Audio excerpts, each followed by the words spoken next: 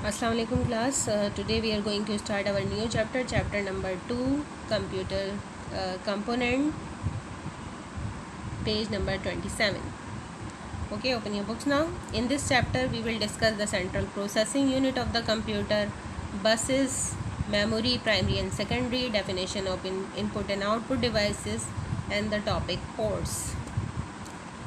So let's start with the topic number 1, central processing unit, CPU. The central processing unit, CPU, is the brain or the nerve center of the computer system. Central processing unit या short में हम उसको CPU भी कहते हैं, किसी भी computer का ब्रेन है या आप उसको सेंटर, नर्व सेंटर भी कह लें.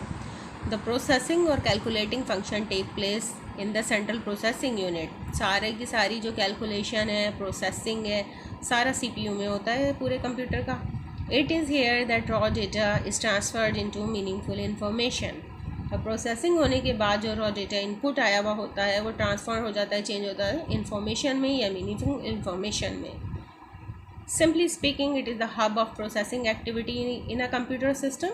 अब इसको हम हब भी कह सकते हैं, सारी एक्टिविटीज़ का हब है सिस्टम की, कंप्यूटर सिस्टम की. In term of computing power, the CPU is the most important element of a computer system. अब कंप्यूटर सिस्टम में अगर कंप्यूटिंग पावर के हिसाब से देखेंगे तो CPU ही इम्पॉर्टेंट है.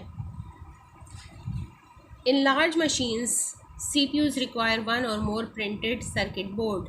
In personal computer, the CPU is housed in a single chip called a microprocessor. अगर बड़े कंप्यूटर हैं तो उनमें CPU के लिए कई सर्किट बोर्ड की ज़रूरत होती है, लेकिन अगर एक पर्सनल कंप्यूटर है, PC है, ठीक है, वो जो आम नॉर्मल कंप्यूटर होता है हर जगह आप जिसको देखते हैं, उसके लिए ज़रूरत नहीं है इतनी ज़्यादा सर्किट बोर्ड की. ये सिर्फ एक सिंगल चिप पे आ जाता है, इसका पूरा प्रोसेसर एक सिंगल चिप पे आ जाता है, इसलिए हम इसको माइक्रो प्रोसेसर कंप्यूटर भी कहते हैं. ओके ना, this is the block diagram of computer system. ठीक है, पहले इसकी लीजेंड समझ लें. ये जो डॉटेड एरो है ये फ्लो ऑफ डेटा शो कर रहा है. डैश एंड डॉट एरो है फ्लो ऑफ इंस्ट्रक्शन. आपको पता है डेटा और इंस्ट्रक्शन दो चीज़ें इनपुट जाती हैं. और जो आपको ये स्ट्रेट लाइन एरो नज़र आ रहा है ये फ्लो ऑफ कंट्रोल है, कंट्रोल सिग्नल जो CPU जनरेट करता है वो शो कर रहा है. अब कंप्यूटर सिस्टम के लिए इनपुट के लिए ये एक बॉक्स है, ठीक है, ये CPU है फुल और ये आउटपुट है. और इन्होंने अलहदा से शो किया सेकेंडरी स्टोरेज डिवाइसेस जो परमानेंट डेटा स्टोर करते हैं. अब डेटा किस तरीके से फ्लो होता है. We the user give the input which include data and instruction. Input हमने दिया कंप्यूटर को, CPU में गया. CPU के किस पार्ट में गया? प्राइमरी मेमोरी में. प्राइमरी मेमोरी में दो पार्ट हैं, रैम और रोम. CPU से जो CPU में जब जाएगा इनपुट डेटा वो जाएगा रैम में. ठीक है, यहाँ पर आ गया, वन साइडेड है एरो, देखें सिर्फ आएगा वापस नहीं जा सकता इनपुट डिवाइस में. रैम में आ गया. अब रैम में से स्टोर अगर हमें करना है अपना डेटा को तो वो जाएगा सेकेंडरी स्टोरेज में. ठीक है, जैसे कि अगर प्रोग्राम्स होते हैं, इंस्ट्रक्शंस होती हैं, वो परमानेंटली स्टोर करने होते हैं तो वो सेकेंडरी स्टोरेज में चले जाते हैं और वापस भी यहाँ से रिट्रीव हो सकता है. तो दो हेड बने हुए हैं इस एरो के. अब रैम से में से प्रोसेस होने के लिए, कैलकुलेशन के लिए वो डेटा और इंस्ट्रक्शन जाती हैं ALU में, अर्थमेटिक लॉजिक यूनिट पे, जहाँ प्रोसेस होता है और रिज़ल्ट वापस आता है या इन्फॉर्मेशन वापस आ जाती है दोबारा रैम में. ठीक है, अब रैम से या प्राइमरी मेमोरी से ये चला जाता है आउटपुट डिवाइस पे, जो मॉनिटर भी है, प्रिंटर भी है, स्पीकर भी है, जो आपको आउटपुट शो कर देगा. ठीक है, आउटपुट में जाएगा और स्टोर करना है अगर रिज़ल्ट तो वो वापस आ जाएगा, यहाँ पर भी आएगा सेकेंडरी स्टोरेज डिवाइस में. ठीक है, अब थर्ड पार्ट है CPU का कंट्रोल यूनिट. जो CPU होता है वो सब कंट्रोल कर रहा होता है, सारे पार्ट कंट्रोल कर रहा होता है. तो इससे कंट्रोल सिग्नल जनरेट होते हैं, कंप्यूटर के सारे पार्ट्स की तरफ जाते हैं. जैसे कि ये आप देखें, CPU से जनरेट हो रहा है इनपुट को कंट्रोल करने के लिए, आउटपुट के लिए आ रहा है, सेकेंडरी स्टोरेज को कमांड देने के लिए कंट्रोल सिग्नल आ रहा है, और इसी तरह प्राइमरी मेमोरी पे भी आ रहा है. तो कंट्रोल यूनिट सारे पार्ट को कंट्रोल कर रहा होता है. ALU सब कैलकुलेशन करता है, और प्राइमरी मेमोरी तो आपको पता है ये टेम्परेरी स्टोरेज डिवाइस है, डेटा इंस्ट्रक्शन और रिजल्ट को टेम्परेरी स्टोर करता है, और secondary storage permanent storage device है जो डेटा इंस्ट्रक्शन को और इंफॉर्मेशन को परमानेंटली स्टोर करता है। ये तो थी ब्लॉक डायग्राम। अब फंक्शंस पढ़ लेते हैं हम, functions of CPU. Number 1, interpret the data instruction. जो data instruction as a input आती है उनको ट्रांसलेट करना, इंटरप्रेट करना।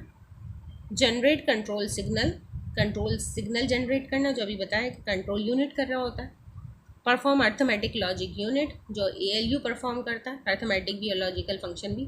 Produce the address bit needed bye memory, और मेमोरी को ज़रूरत होती है एक एड्रेस बिट की, वो जनरेट करता है।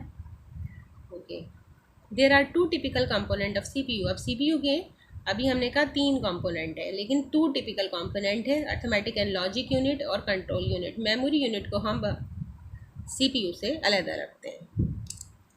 CPU का पहला पार्ट पे आ जाएं, arithmetic logic unit. This is where arithmetic operation such as addition, subtraction, division and multiplication are performed. अब ALU है, नाम है arithmetic and logic unit. Arithmetic function perform करेगा एक, तो ये उसमें क्या आ जाएंगे, add, subtract, division and multiplication, वो इसी जगह पे होते हैं। This is where logical operation are also done, such as comparison between 2 pieces of data.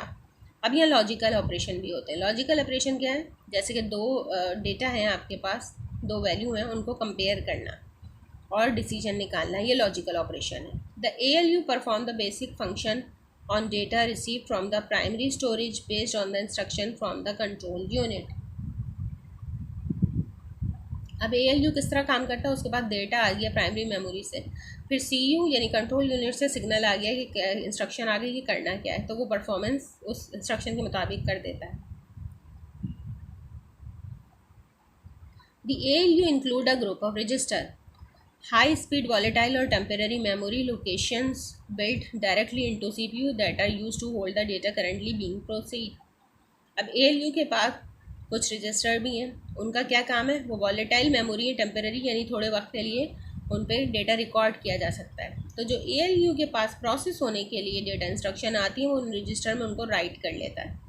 For example, the control unit might load 2 number from memory into register in the ALU, then it might tell the ALU to divide the 2 number, an arithmetic operation, or to compare the 2 number for equality, a logical operation। इन्होंने example से समझाया कि जैसे control unit ने 2 number memory से लेकर load कर दिए ALU में, ALU ने उसको रजिस्टर में लिख लिया उन 2 नंबर को, फिर कंट्रोल यूनिट ने सिग्नल दिया ALU को कि इनके ऊपर क्या परफॉर्मेंस करनी है। या तो वो अर्थमेटिक ऑपरेशन करवाना चाह रहा है तो वो 2 नंबर के साथ उसका इंस्ट्रक्शन दे देगा, या अगर लॉजिकल ऑपरेशन करवाना परफॉर्म चाह रहे हैं तो उसकी इंस्ट्रक्शन आ जाएगी। तो वो जो रजिस्टर होते हैं वो ALU के अंदर ही होते हैं, जिन पर टेम्परेरी डेटा स्टोर किया जाता है प्रोसेसिंग के दौरान। Now the control unit, all the computer resources are managed by the control unit. It work like a traffic cop, directing the flow of data between the component of the CPU and to and from the other devices.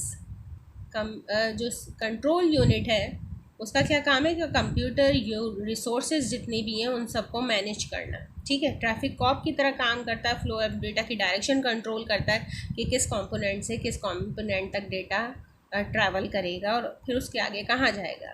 The CU of the CPU comprises of register which function as temporary storage device. अब CU के पास भी कुछ registers होते हैं, ठीक है, जैसे कि आपने ALU के पास पढ़े थे, तो उसमें भी टेम्पररी आप स्टोर कर सकते हैं data. The bit of information which have been taken from the main memory RAM and those that will be placed in the main memory are temporarily held in this register। अब in register में क्या रखा जाता है, जो आपने main memory से लिए डेटा, ठीक है, उसको टेम्पररी हम रैम से लेकर रजिस्टर में लिख लेते हैं CU। While computation are being done, जिस वक्त प्रोसेस हो रहा होता है, कंप्यूटेशन हो रहा होता है, इस वक्त मेन मेमोरी यानी रैम से लेकर डेटा को टेम्पररी CU अपने पास रिकॉर्ड करता है इन रजिस्टर्स में। It extract instructions from memory RAM and decode and execute them, और जो इंस्ट्रक्शन आई हुई होती है यूज़र की तरफ से मेमोरी में, उनको डिकोड करता है, उनको रन करवाता है। Calling on the ALU when necessary, और जहाँ जहाँ कैलकुलेशन की ज़रूरत होती है वहाँ ALU को कॉल करता है, यानी वो डेटा और इंस्ट्रक्शन ALU के पास जाती हैं परफॉर्म होने के लिए। CU regulate operation in a computer bye directing data flow with in the CPU। अब ये ऑपरेशन को रेगुलेट किस तरह करता है? डेटा फ्लो की डायरेक्शन को कंट्रोल करता है CPU में। It control input and output devices and data transfer process to and from memory. Input output devices को भी कंट्रोल कर रहा है, इसके साथ साथ डेटा ट्रांसफ़र प्रोसेस को मेमोरी से जब मेमोरी में जा रहा है डेटा या मेमोरी से आ रहा है वो भी कंट्रोल कर रहा है। A control unit interpret and carry out instruction of the computer program. Control unit का एक काम ये है कि वो कंप्यूटर प्रोग्राम की इंस्ट्रक्शन को इंटरप्रेट करता है, यानी ट्रांसलेट करता है और उसको फिर परफॉर्म करवाता है। Select program statement from memory, और मेमोरी से फिर प्रोग्राम स्टेटमेंट यानी इंस्ट्रक्शन लेता है। Move these to instruction registers in the control unit and carry out instructions. अब इन इंस्ट्रक्शंस को रजिस्टर में मूव करते हैं और उसके बाद उनको कैरी आउट यानी उनके ऊपर परफॉर्मेंस उनको एग्जीक्यूट करवा देता है उन इंस्ट्रक्शन को। अब आपने CU में भी और ALU में भी रजिस्टर्स का टॉपिक पढ़ा, तो what are registers? Register is the type of volatile और temporary memory and is a part of CPU। Register क्या है? टेम्पररी मेमोरी है, ख़त्म होने वाली मेमोरी है और CPU के अंदर ही होती है। Data currently being processed in is store in register, और जिस डेटा पे अब काम हो रहा होता है वो रजिस्टर में स्टोर होते हैं। There are 14 basic register shared by ALU and CU। तो रजिस्टर ALU में भी हैं, CU में भी हैं, और टोटल मिलाकर 14 है दोनों में जो शेयर करता है ALU और CU। ओके क्लास, तो यहाँ हमारा टॉपिक फिनिश हो गया है, सेंट्रल प्रोसेसिंग यूनिट। हमने उसकी टू पार्ट्स डिस्कस करे आज, arithmetic logic unit and control unit. Thank you.